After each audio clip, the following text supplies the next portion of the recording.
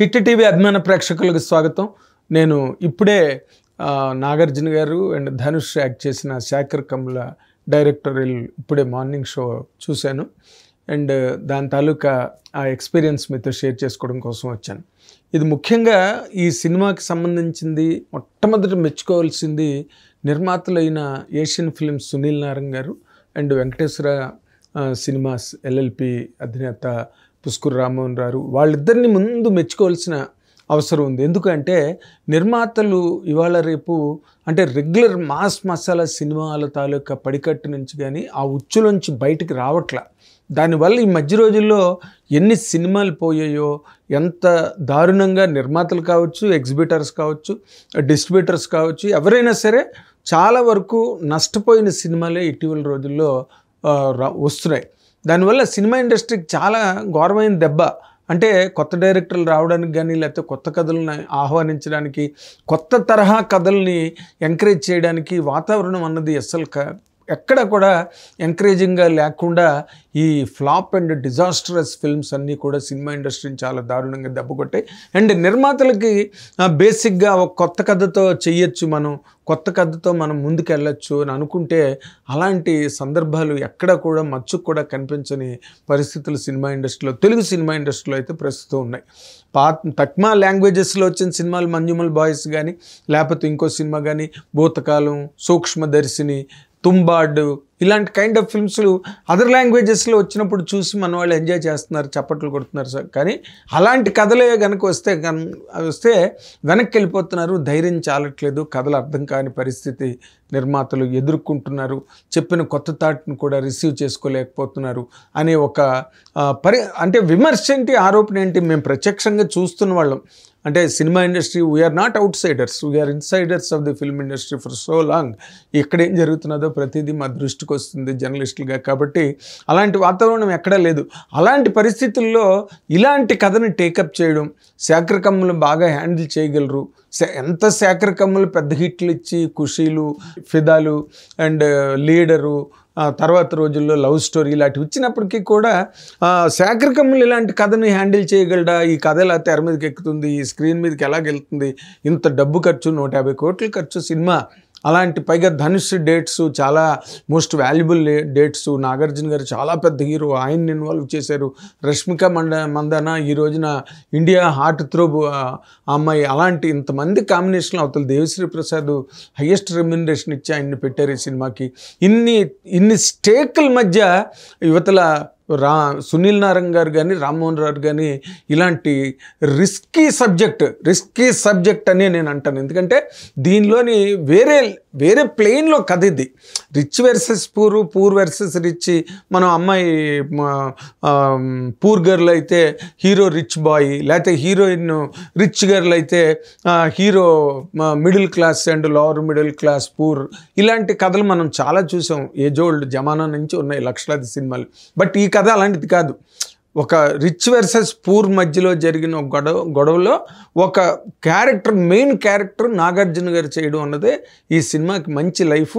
ఇలాంటి కథని మనం చెయ్యొచ్చు అని ఒక ధైర్యంగా వాళ్ళు దిగి దాని మీద 150 కోట్లు దాదాపుగా దాని మీద వెచ్చించి సినిమా తీసినందుకు మొట్టమొదట నేను సునీల్ నారంగ్ గారిని అండ్ రామ్మోహన్ రావుని ఇద్దరిని ఒక జర్నలిస్ట్గా మనస్ఫూర్తిగా అభినందిస్తున్నాను. ఎందుకంటే ఈ రోజున కుబేర సినిమా సాధించిన విజయం మా తెలుగు సినిమా పరిశ్రమకి ఒక కనువిప్పు. ఇలాంటి కథే గనక కొత్త దర్శకుడు ఎవడైనా వచ్చి చెప్తే మాత్రం తీసే పరిస్థితులు 100% సినిమా ఇండస్ట్రీలో. బికాస్ మన వాళ్ళు ఇంకా ఆ మోస ధోరణిలోంచి బయటికి రాలేదు. లేకపోతే ఒక రాబిన్ హుడ్ అనే సినిమా రాదు, ఓ మజాకర్ రాదు, ఒక లైలా రాదు, ఇలాంటి సినిమాలు రావు, అన్నీ పోయే సినిమాలు. కానీ ఈ రోజున వాళ్ళు చేసిన సాహసం, ఎవరు సునీల్ నారంగ్ గారు కానీ లేకపోతే రామ్మోహన్ రావు గారిని చేసిన సాహసం ఏదైతే ఉందో తెలుగు సినిమా ఇండస్ట్రీకి ఒక సరికొత్త దిశ నిర్దేశం చేసిందని మాత్రం చెప్పడానికి నేను ఏమాత్రం సందేహించట్లేదు.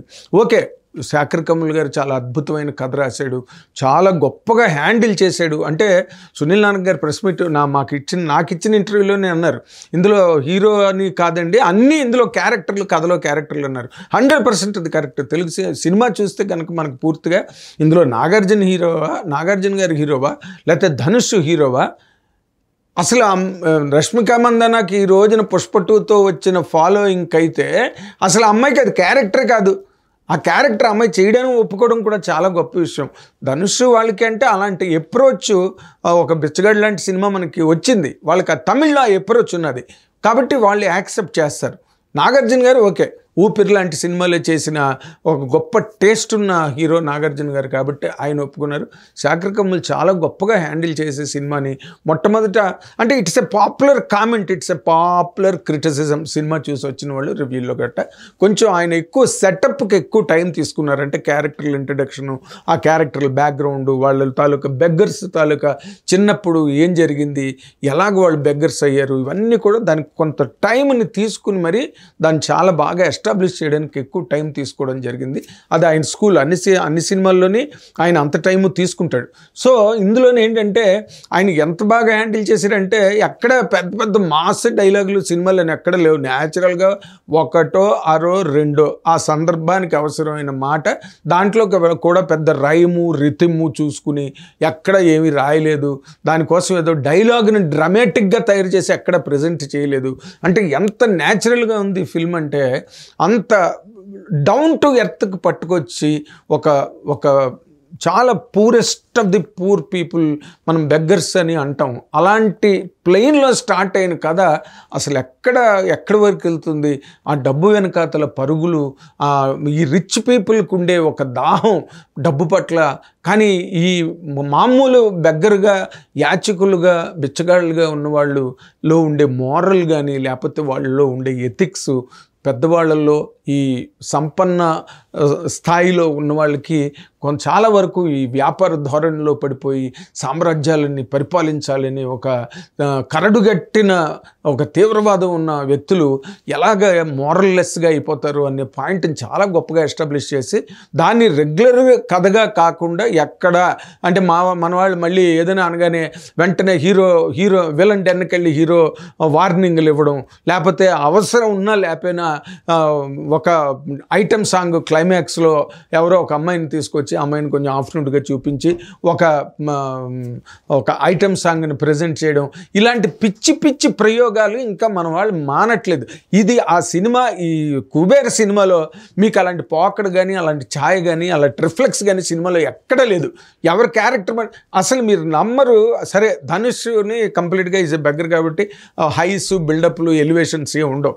బట్ ధనుష్ అక్కడి నుంచి తప్పించుకుని ఆ డెన్లోంచి తప్పించుకుని పరిగెత్తి ఒక రైల్వే స్టేషన్కి వచ్చేస్తాడు. బాంబేలో ఒక రైల్వే స్టేషన్లోకి వచ్చినప్పుడు ఫ్రేమ్ అలా రన్ అవుతుంటే అక్కడ ఒక బెంచ్ మీద కూర్చుని రష్మిక ఏడుస్తూ ఉంటుంది.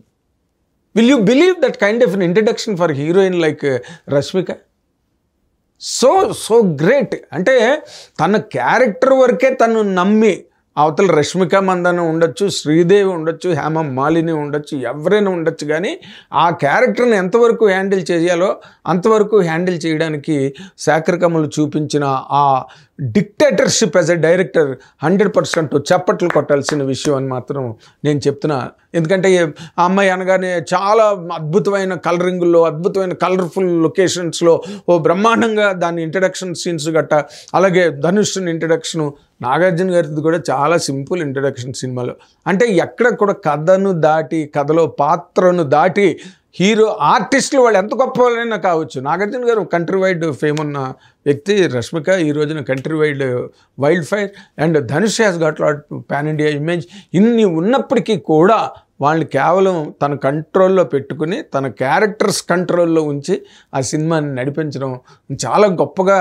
లాస్ట్లో ఈ అమ్మాయి ఖుష్బూ అనే అమ్మాయికి బిడ్డ పుట్టడం, అవతల నాగార్జున పాత్రకి దీపక్ అనే క్యారెక్టర్కి ప్రాణం పోవడం, అక్కడ ప్రాణం పోవడం, ఇక్కడ బిడ్డ పుట్టడం, అలాంటి కోయిన్సిడెంటల్ షార్ట్స్ని ఎంత బాగా దాన్ని ఆర్టికులేట్ చేసి ఎంత బాగా శేఖర్ కమ్ముల్ గారు చేశారంటే అసలు మెచ్చుకోవాల్సిన విషయం.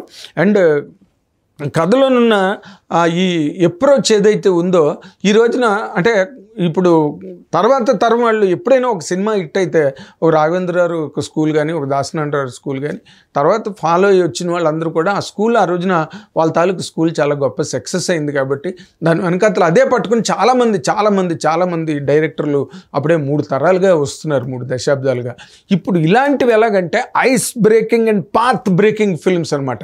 ఇప్పుడు ఎవరైనా ఒక కొత్త డైరెక్టర్ వచ్చి ఇలాంటి కథ ఒకటి చెప్పడానికి ట్రై చేస్తే ముందు సునీల్ నారాయణ గారు అండ్ రామ్మోహన్ రావు తీశారు కదా, పెద్ద హిట్ అయింది సినిమా కాబట్టి మనం కూడా వినొచ్చు, మనం కూడా తీయచ్చు అని ఒక ఉత్సుకత, ఒక ఎక్సైట్మెంటు, ఒక పెనిట్రేషను, ఒక కాన్సన్ట్రేషను, ఒక అటెన్షన్ అన్నది మన నిర్మాతలకి రావడానికి సినిమా మాత్రం చాలా గొప్పగా దోహదపడుతుంది. చాలామంది కొత్త కుర్రాళ్ళకి లైఫ్ రావడానికి సినిమా హెల్ప్ చేసే విధంగా శాఖర్ కమ్ముల్ గారు ప్రెజెంట్ చేసినందుకు సినిమా ఇండస్ట్రీలో కొత్త తరం వాళ్ళందరూ కూడా శాఖర్ కమ్ములకి 100% కృతజ్ఞతలు అర్పించి ఆయనకి చేతులు దండం పెట్టుకోవాలి. ఈ సినిమా ద్వారా సినిమా పరిశ్రమకు జరిగిన ప్రయోజనం గురించి నేను చెప్తున్నా. ఇప్పుడు హీరోలు కూడా పెద్ద సీనియర్ పీపుల్ కూడా they will try to do. ఎప్పుడు ఎంతసేపు మొన్న ఎవరో అన్నారు నాతో, ఎందుకంటే లవ్ స్టోరీస్ చూడటం మానేశారు, బాగుండట్లేదు, పాటలు సంగీతాలు ఎవరి సినిమాల్లోని బాగుండట్లేదు, పాటలు బాగుండట్లేదు, ఓ దబా దబా దబా బాదుడు తప్పితే ఒక మెలోడీ ఇళయరాజా గారు చేసిన పాటలు కానీ ఓ మాధవన్ గారు చేసిన పాటలు కానీ ఎక్కడ మనకి ఏ రోజున వినిపించట్లేదు. మణిశర్మ గారితో కొన్నాళ్ళు ఆ స్ప్రీ కంటిన్యూ అయింది. మణిశర్మ సంగీతం, దేవిశ్రీ ప్రసాద్ గారు కొంతవరకు బాగా చేస్తున్నారు కానీ తక్మా పాటలు అవన్నీ కూడా చాలా బ్యాడ్గా ఉన్నాయి. ఎవరేమనుకున్నా నాకే అభ్యంతరం లేదు. అలాంటి దాంట్లో లవ్ స్టోరీ ఏంటి, ఆ లవ్ స్టోరీలు మళ్ళీ పిచ్చి జోకులు, పిచ్చి కామెడీలు, డబుల్ మీనింగ్లు, పంచులు అవన్నీ చూడడం మానేశారు జనం. ఏ రోజునైతే మీకు ఓటీటీల్లో బోతకాలం, సూక్ష్మదర్శిని అలాంటి సినిమాలు చూడడానికి, మంజుమల్ బాయ్స్ ఇలాంటి సినిమాలు చూడడానికి అలవాటు పడిపోయిన ఆడియన్స్కి ఇంకా మళ్ళీ విలన్ దానిలో సాంగ్ వేసి చూపిద్దాం అనుకున్నది ఎంత దుస్సాహసం అది. నిజంగా అది దానిలోంచి ఆ ఉచ్చులోంచి ఆ ఊబిలోంచి బయటికి రాలేకపోతున్న ఈ పరిశ్రమకి కుబేర్ అన్న సినిమా మాత్రం నిజంగా గొప్పగా ముందు దారి చూపించిందని చెప్పడానికి ఏమాత్రం. ధనుష్ క్యారెక్టర్ వరకు వస్తే ఏంటంటే ధనుష్ చేసిన సినిమాలన్నింటిలో కూడా ఇందులో ధనుష్ క్యారెక్టర్కి చాలా మంచి రేంజ్ ఉంది, ఎలివేషన్స్ లేవు, పెద్ద కమర్షియల్ డైలాగులు, చూసుకో నా సంగతి అనే డైలాగులు గట్ట ఏం లేదు. వాడు ఎలాగైతే ఆ కథలో ఆ క్యారెక్టరు అనేది ఎలాగైతే బెగ్గర్ క్యారెక్టరో ఆ బెగ్గర్ తాలూకా వేవ్ లెంత్ దాటకుండానే లాస్ట్ వరకు విలన్ని అల్లరి పెడతాడు, విలన్ని బాధ పెడతాడు, విలన్ని చంపుతాడు కూడా. ఎప్పుడు ఆ చిన్నపిల్లని కాపాడడానికి అక్కడ హీరోయిజము ఎలివేషన్స్ లేవు కానీ హీరోయిజం ఎలివేట్ అయింది అక్కడ. నాగార్జున గారిది సాక్రిఫైజింగ్ రోల్ అద్భుతం, ఆయన ఇమేజ్ చాలా బాగా, అతనే గ్రేటెస్ట్ ప్లస్ పాయింట్ నాగార్జున గారు. నేను చాలాసార్లు రాసిన పాయింట్, ఎందుకంటే ఇప్పుడు మన తెలుగు ప్రేక్షకులు ప్రపంచవ్యాప్తంగా ఎక్కడున్నా సరే ఓకే, మనం పరభాషా నటులను మనం బాగా ఎంకరేజ్ చేస్తాం, గుండెలకు హత్తుకుంటాం, అదంతా మనకున్న మంచి లక్షణాలు తెలుగు ప్రేక్షకులకి. కానీ బట్ దాని మీద ఆన్ టాప్ ఆఫ్ ఇట్ ఏంటి, ఒక స్వీట్ మీద చెర్రీ పెట్టినట్టు అనమాట. నాగార్జున గారి క్యారెక్టర్ని దానికి అతికించడం, నాగార్జున గారు చేయడం అనేది కూడా 100% ఎక్సలెంట్గా ప్లస్ అయింది సినిమాకి. And Devi Sri Prasad music backgrounds కానీ పాటలు కానీ చాలా అద్భుతం. Kudos Devi Sri Prasad. And camera work కానీ ఎడిటింగ్ కానీ సినిమాలో టోటల్గా మనం చెప్పుకోగలిగే ఒకే ఒక పాయింట్ ఏంటంటే, అఫ్ కోర్స్ ఈ రోజున మన ఆడియన్స్ కూడా 3 గంటల సినిమాలు 3 గంటల 15 నిమిషాల సినిమాలు చూడడానికి అలవాటు పడిపోయారు. అప్పటికి ఓ 15 నిమిషాల సినిమాని కట్ చేశారని అన్నారు. బట్ ఏదైనప్పటికీ కూడా లెంత్గా అనిపించింది ఫస్ట్ హాఫ్.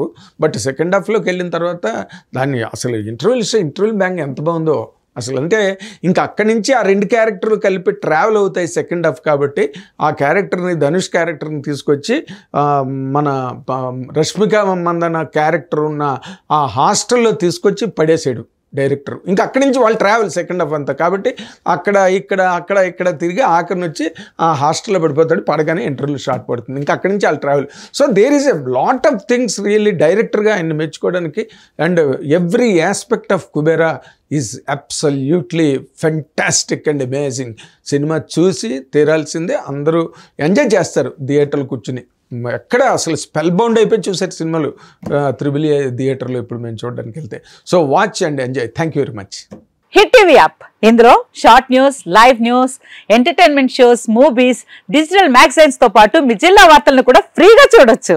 ఇంకెందుకు ఆలస్యం, వెంటనే హిట్ టీవీ యాప్ ని డౌన్లోడ్ చేసుకుని ఫ్రీగా ఎంటర్టైన్మెంట్ పొందండి. Hit TV app. Hit TV app. Please download hit TV app. Hit TV app ని ఫ్రీగా డౌన్లోడ్ చేసుకుని ఎంజాయ్ చేయండి. మీకు నచ్చిన ఎంటర్టైన్మెంట్ కోసం హిట్ టీవీ యాప్ ని ఫ్రీగా డౌన్లోడ్ చేసుకుని ఎంజాయ్ చేయండి. హిట్ టీవీ యాప్ ని డౌన్లోడ్ చేసుకుని ఆస్వాదించండి, ఆశీర్వదించండి. ఇంతమంది సెలబ్రిటీలు హిట్ టీవీ యాప్ ని డౌన్లోడ్ చేసుకోండి అని చెప్తున్నారంటే ఎంత మంచి యాప్ ఆలోచించండి. అమెరికా అమెరికా అమెరికా అమెరికాలో చదవాలనుకునే వాళ్ళకి విశ్వసనీయమైన పేరు మన శౌర్య కన్సల్టెన్సీ. UK లో 1 year masters, UK లో 1 year masters, 2 years work permit up to 5 years visa. Contact Saurya Consultancy. Contact 89851 89851.